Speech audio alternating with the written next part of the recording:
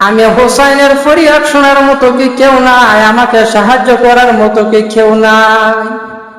উনি মনে কষ্ট নিয়ে জোরে একটা চিৎকার দিয়ে এই আওয়াজটা করছে।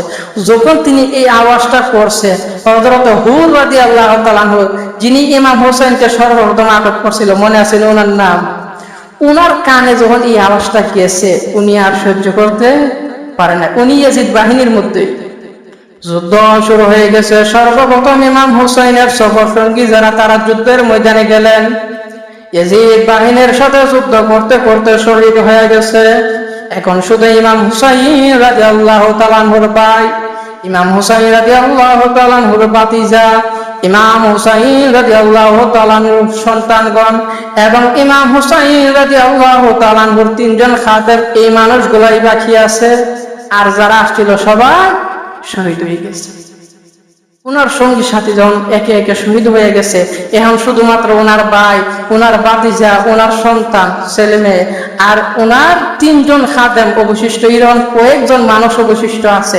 ইমাম হুসাইন রাদিয়াল্লাহু তাআলা কষ্ট সহ্য করতে না পারে জোরে একটা চিৎকার দিয়েছে। চিৎকার দিয়ে বলতেছে, হে নবীর উম্মতেরা রে, আমি হোসাইনের ফরিয়াদ শোনার মতো কি কেউ নাই, আমাকে সাহায্য করার মতো কি কেউ নাই। উনি মনে কষ্ট নিয়ে জোরে একটা চিৎকার দিয়ে এই আওয়াজটা করছে। যখন তিনি এই আওয়াজটা করছে, হযরত হুর রাদিয়াল্লাহু তাআলা আনহু, যিনি ইমাম হোসেনকে সর্বপ্রথম আটক করছিল, মনে আছে ওনার নাম, উনার কানে যখন এই আওয়াজটা গিয়েছে, উনি আর সহ্য করতে পারে না। উনি ইয়াজিদ বাহিনীর মধ্যে, উনিও ইমাম হুসাইন রাদিয়াল্লাহু তাআলা আনহুর প্রতিপক্ষ। যখন ইমাম হুসাইন বলছে যে আমার ফরিয়াদ শোনার মতো কি কেউ নাই, আমাকে সাহায্য করার মতো কি কেউ নাই, একে একে আমার সফর সঙ্গী সবাইকে শহীদ করে ফেলতেছে, এই অবস্থায় আমাকে সাহায্য করার মতো কি কেউই নাই, এইভাবে যখন চিৎকার দিচ্ছে, ওই হুরের কানে লাগার পর একেবারে গিয়ে ওনার কলিজার মধ্যে লাগছে। যে বলুন সুবহান। হযরত হুর রাদিয়াল্লাহু তাআলা আনহু কাঁপা শুরু করছে। ইয়াজিদ বাহিনীর কিছু সৈন্য বলতেছে, কি ব্যাপার হে হুর, তুমি কেন কাঁপতেছো? অথচ তোমার চাইতে শক্তিশালী কোন যোদ্ধা আমাদের মধ্যে নাই। তার মানে হুর যেমন তেমন যোদ্ধা না। ওনার সঙ্গী সাথীরা বলতেছে, হে হুর, হ্যাঁ তুমি ইমাম হোসেনের বিরুদ্ধে যুদ্ধ করতে আসছো, তা কাঁপতেছো কেন? অথচ আমাদের মধ্যে তোমার চাইতে শক্তিশালী কোন যোদ্ধা, তুমি কেন কাঁপতেছো? তুমি তো আরো সাহসের সাথে যুদ্ধ করো। উনি কি উত্তরটা দেখেন। হযরত হুর রাদিয়াল্লাহু তাআলা এবার জবাব দিতেছে, হে ইয়াজিদের সৈন্যবাহিনীরা শোনো, আমি দেখতেছি আমি জান্নাত এবং জাহান্নামের মধ্যে দাঁড়িয়ে আছি। আমি যদি ইয়াজিদের পক্ষ থেকে ইমাম হোসেনকে হত্যা করে, আল্লাহর কসম নিশ্চিত আমি জাহান্নামী। আর যদি আমি হযরত হুসাইন রাদিয়াল্লাহু তাআলা আনহুর পক্ষে গিয়ে যুদ্ধ করে, তাহলে নিশ্চিত আমাকে শাহাদাত বরণ করা লাগবে। আর যদি ইমাম হোসেনের পক্ষে গিয়ে আমি শাহাদাত বরণ করে, আল্লাহর কসম ইমাম হোসেন জান্নাতি, আমিও জান্নাতি। জোরে বলুন না সুবহানাল্লাহ। উনি বলতেছে, আমি এখন জান্নাত এবং জাহান্নামের মধ্যে দাঁড়িয়ে আছি। যদি ইমাম হোসেনকে হত্যা করে তাহলে নিশ্চিত জাহান্নামী, আর যদি উনার পক্ষে যায় তাহলে তো আমাকে শহীদ হতে হবে। আর শহীদ হইলে ইমাম হোসেন যেমন জান্নাতি, আমিও তিনার সাথে জান্নাতি। উনি কান্না শুরু করে দিয়েছে। কান্না করতে করতে উনি গোড়ার মধ্যে উঠে ডেগে একবার ইমাম হুসাইনের কাছে চলে গেছে। গিয়া ইমাম হুসাইন তখন গোড়ার মধ্যে পৃষ্ঠে বসা, ইমাম হুসাইনের কাছে গিয়া ক্ষমা চাইতেছে, ওগো ইমাম হুসাইন, আমি ভুল করেছি, আমি আপনাকে সর্বপ্রথম আটক করেছিলাম। হুজুর, আমি আপনার কাছে ক্ষমা চাইতেছি, আল্লাহ কি আমার তওবা কবুল করবে? যখন ইমাম হুসাইনের কাছে এইভাবে ক্ষমা চাইতেছে, ইমাম হুসাইন মাফ করবো নি? ইমাম হুসাইন বলতেছে, আচ্ছা ঠিক আছে, আমি তোমাকে ক্ষমা করলাম, কোনো সমস্যা নাই। এবার হুর বলতেছে, ইমাম হুসাইন, আপনি আমাকে ক্ষমা করেছেন, এবার আপনি আমাকে অনুমতি দিন ইয়াজিদের বিরুদ্ধে যুদ্ধ করা।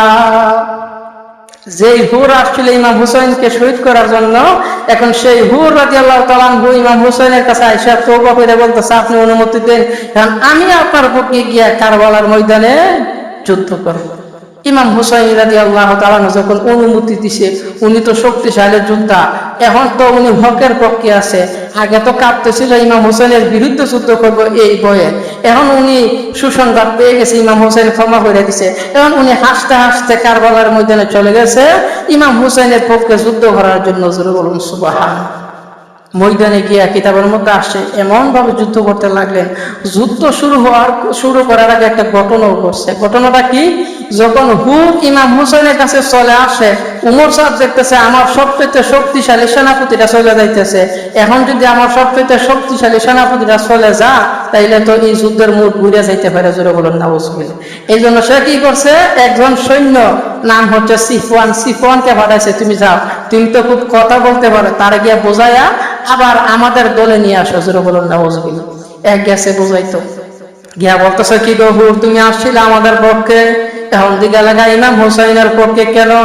বলে ইমাম হুসাইন রাদিয়াল্লাহু তাআলা হচ্ছে আল্লাহর নবীর নাতি, উনি হচ্ছে জান্নাতের যুবকদের সর্দার। ইমাম হুসাইন রাদিয়াল্লাহু তাআলা উপর আল্লাহ কোরআনে বলছে ইন্নামা ইউরিদুল্লাহু লিইয়ুযহিবা আনকুমুর রিজসা আহলাল বাইত ওয়া ইউতাহহিরাকুম তাতহীরা। আহলে বাইত যারা তারা সকলেই পুত পবিত্র, জোরে বলুন সুবহানাল্লাহ। ইমাম হুসাইন হচ্ছে জান্নাতের যুবকদের সর্দার, নবীজির নাতি। ইমাম হুসাইন হচ্ছে পবিত্র আর ইয়াজিদ হচ্ছে নাপাক। আমি কিভাবে পবিত্র ফালাইয়া নাপাকের দিকে যাইতে পারি, জোরে বলুন সুবহান। কত সুন্দর কথা বলছে। ইমাম হুসাইনকে আমার নবী ভালোবাসে, ইমাম হুসাইনকে যদি কষ্ট দিই নবী কষ্ট করে, আল্লাহর কসম ইমাম হুসাইনের পক্ষে গিয়া যদি শহীদ হতে হয় আমি শহীদ হইতে রাজি, তবুও আল্লাহর নবীরে কষ্ট দিতে রাজি না। উনি বলে আমি শহীদ হইতে রাজি আছি কিন্তু নবীরে কষ্ট দিতে রাজি। কিন্তু আমরা তো কি কষ্ট দিই? আমরা কষ্ট দিই না। এমনি কষ্ট দিই, নবী যেগুলা নিষেধ করছে আমরা সেগুলা করি। নবী যা নিষেধ করছে যদি আমরা সেগুলা করি তাহলে তো নবী কষ্ট হবে। কারণ আল্লাহ নবী বলছে তোমরা দাঁড়িয়ে রাখো, আমরা দাঁড়িয়ে রাখি না, নবী কষ্ট পাইতো না? আমার নবী বলেছে তোমরা 5 ওয়াক্ত নামাজ জামাতের সহিত আদায় করো, আমরা যদি নামাজ ছাইরা দেই নবী কষ্ট পাইবনি। আল্লাহ নবী বলেছে তোমরা আমি নবীর সুন্নতকে অনুসরণ করো, তাইলে আমি নবীর ভালোবাসা হয়ে যাবে। আমাকে যারা ভালোবাসবে তারা আমার সাথে জান্নাতে থাকবে। কিন্তু আমাদের কি সেই খবর আছে? 5 ওয়াক্ত নামাজ আমরা কয়জনে পড়ি, অথচ ইমাম হুসাইন কারবালার ময়দানে পানি নাই তারপর নামাজ ছাড়ে নাই। এমনি কি জান্নাতের যুবকদের সর্দার ঘুমাইয়া ঘুমায়নি, পানি বন্ধ তরোয়ার করো নামাজ ছাড়ে, যে কোনো সময় তীর দিয়া শহীদ করে ফেলতে পারে, তবুও নামাজ ছাড়ে নাই। জামাতের সাথে কারবালার ময়দানে নামাজগুলো আদায় হয়েছে, জামাতের সাথে। সেই হুর এবং উমর সাদ ইমাম হুসাইনের পিছনে নামাজও পড়ছিল, জামাতে নামাজও পড়ছিল। ইমাম হুসাইন ইমামতি করছে কারবালার ময়দানে। আর আমাদের কোনো বাধা নাই, পানির কোনো অভাব নাই, এরপর আমরা নামাজ। আমরা আল্লাহর কিছু কি জবাব দিব চিন্তা হয়ে দেখেন, আমাদের জবাব দেওয়ার মতো কিছু আছে? আমরা যদি আল্লাহরে কই আল্লাহ দেখো আমরা খুব ব্যস্ত আছিলাম, সংসার নিয়ে খুব টেনশন আছিলাম, আল্লাহ তখন সাহাবীদের দৃশ্য দেখাই দিব, দেখো আমার নবীর সাহাবীরা কি কষ্ট করছে, এরপরও নামাজ ছাড়া, তখন আর কোনো জবাব দেওয়ার কিছু থাকবো? সেই জন্য সম্মানিত হাজিরিন, আল্লাহর হস্তে বলতেছি, নামাজটা এমন একটা ইবাদত, এটা হচ্ছে ফরজ ইবাদত। আপনি যত ত্যাগ করবেন আপনার তত জমতে থাকবে, আর শেষ বয়সে গিয়া এটা আদায় করা সম্ভব না। কেন সম্ভব না? শেষ বয়সে গিয়া মানুষ নিজের উযু রাখতে পারে না, নষ্ট জায়গা, রুকু সাজদা ঠিক মতো দিতে পারেনি, এরপর কই রাখাত নামাজ পড়ছে খেয়াল থাকে না, এত সমস্যা। যুবক বয়সই তো ঠিক মতো নামাজ না পড়তে দুনিয়া কি আলো চলে আসে, আর শেষ বয়সে গেলে তো সারা জিন্দিগিতে যা কিছু করছি আল্লাহু আকবার বইলে হাত বাঁধলে সমস্ত খেয়াল মাথার মধ্যে চলে আসবে, জোরে বলুন নাউজুবিল্লাহ। এখন আমাদের বয়স কম, টেনশন কম, এখনই যদি দুনিয়া খেয়াল চলে আসে নামাজের মধ্যে, যখন বয়স বেশি হবে সারা জীবনের যত কাজ করছি সব তো তখন আর বেশি করে খেয়াল রাখবে, বুঝবনি? তখন তার নামাজই বলেন যেত না। এই জন্য তো এই রাখাত ছুটতে জায়গা, নষ্ট জায়গা, কত রাখাত পড়ছে আর কি আর তা বুঝতে পারতেছেন কি বলতেছে? হযরত হুর রাদিয়াল্লাহু তাআলার কথা বলতেছিলাম। হুরকে বোঝানোর জন্য সিফওয়ান আসছে। সিফওয়ানকে আর হুর রাদিয়াল্লাহু তাআলা উল্টা বোঝাই দিছে যে তুমি আমাকে কার পক্ষে যাইতে বলতেছো? ইয়াজিদ হচ্ছে একটা নাপাক আর ইমাম হুসাইন হচ্ছে পাক, জোরে বলুন সুবহানাল্লাহ। ইমাম হুসাইনকে কষ্ট দিলে নবী কষ্ট পাইবে, আমি নবীকে কষ্ট দিতে রাজি। এই কথা শোনার পর সিফওয়ান কি করছে, একটা তীর নিয়ে হুরের দিকে সরাসরি মারছে, জোরে বলেন নাউজুবিল্লাহ। হুর সরে গেছে, সরে গিয়া উনি দনুকটা হাতে নিয়ে কিতাবের মধ্যে আসছে, এত জোরে তীরটা মারছে সিফওয়ানের বুক দিয়ে ঢুকছে, পিছন দিয়ে বের হয়ে গেছে, সেখানেই এই সিফওয়ান মারা গেছে, জোরে বলুন সুবহানাল্লাহ। হুর রাদিয়াল্লাহু তাআলা শরীরের মধ্যে কি একটা জজবা আসছে, যুদ্ধের ময়দানে চলে গেছে, যুদ্ধ করতে করতে করতে করতে শেষ পর্যন্ত সেখানে শহীদ হয়ে গেছে। সুবহান। হযরত হুর রাদিয়াল্লাহু তাআলা শহীদ হওয়ার আগে উনি মনে মনে ভাবতেছিল যে আমি হুসাইনের কাছে যাই, গিয়া আবার যুদ্ধের ময়দানে আসে, তাহলে জজবা আরো বেশি আসবে। এমন সময় কে যেন ডাকতেছে, আসলে এটা ছিল আল্লাহ রাসূলের ডাক, হুর তুমি যায় না, কিছুক্ষণের মধ্যে তুমি শহীদ হবে আর শাহাদাতের উচ্চ মাকাম তুমি লাভ করবে। জোরে বলুন সুবহান। হযরত হুর রাদিয়াল্লাহু তাআলা ইন্তিকালের আগে ইমাম হুসাইন বইলে একটা চিৎকার দিয়েছে আর বলতেছে, ও ইমাম হুসাইন, আপনার নানা আজি আমাকে নেওয়ার জন্য আসছে, আমি চইলা যাইতেছি। ইমাম হুসাইন বলে, আমিও তোমার পিছে পিছে আসতেছি। এরপর হুর রাদিয়াল্লাহু তাআলা একা মানুষ, আরেক দিক দিয়ে 22,000 সৈন্য, কতজনকে মারবো বলেন তো? একজনে 5 জনকে মারতে পারে, 10 জনকে মারতে পারে, বা উঠতে গেলে 20-30 জন মারতে পারে, 22,000 মানুষকে মারা সম্ভব। তারপরও কিতাবের মধ্যে আসছে উনি এমন ভাবে যুদ্ধ করতেছিল, উনার চতুর্দিকটা লাশের একটা স্তূপ হয়ে গেছিল। জোরে বলুন সুবহান। শেষ পর্যন্ত কি করছে, ইয়াজিদ বাহিনী পিছন থেকে আইসা উনার ঘোড়ার আঘাত করছে। ইমাম হোসেন আর একটা ঘোড়া পাঠাইছে, সেই ঘোড়াটা আরোহণ করে আবার যুদ্ধ করতেছে। যুদ্ধ করতে করতে শেষ পর্যন্ত শত শত তীরের আঘাতে, ইয়াজিদ বাহিনীর আঘাতে আঘাতে হযরত হুর রাদিয়াল্লাহু তাআলা জমিনে পড়ে গেছে। তারপরে ওরা ছাড়ে নাই, আঘাত করতেই আছে করতেই আছে। জোরে বলুন নাউজুবিল্লাহ। এরপরে ওরা মনে করছে হুর রাদিয়াল্লাহু তাআলা মারা গেছে। ইমাম হোসেন আইসা হুরকে তাবুর মধ্যে নিয়ে সুন্দর করে মুখের ধুলাবালুগুলো সরাইতেছে। এমন সময় হুর রাদিয়াল্লাহু তাআলা জ্ঞান ফিরে আইছে। জোরে বলুন সুবহান।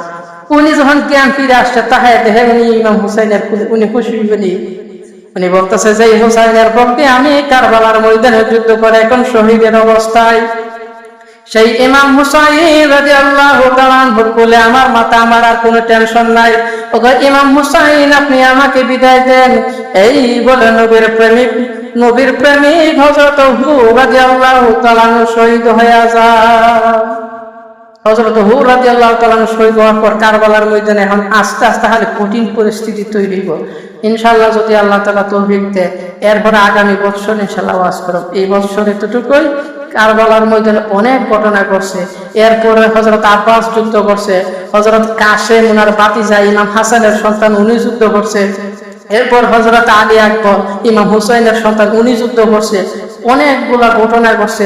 সর্বশেষ ইমাম হুসাইনকে এমন ভাবে আঘাত করছে, শহীদ করার পরে ইমাম হুসাইনের শরীরের উপর দিয়ে ঘোড়া চালাই দিছিল। ঘোড়া এমন ভাবে ফাড়া দিতেছিল, হাড্ডিগুলা মসমস করে ভাঙতেছিল। ইয়াজিদের সেনাবাহিনী বলে আমরা সেই আওয়াজ শুনতেছিলাম। জোরে বলুন। এইরকম কষ্ট দিছে আল্লাহ তাআলাই জানে সেই পরিস্থিতিটা কতটা কঠিন ছিল। আল্লাহ সুবহানাহু ওয়া তাআলা যেন আমাদেরকেও আমাদের অন্তরের মধ্যে যেন ধৈর্য ধরার তৌফিক দান করে, সেগুলি বলে আমিন। আল্লাহ তাআলা কবুল করুন।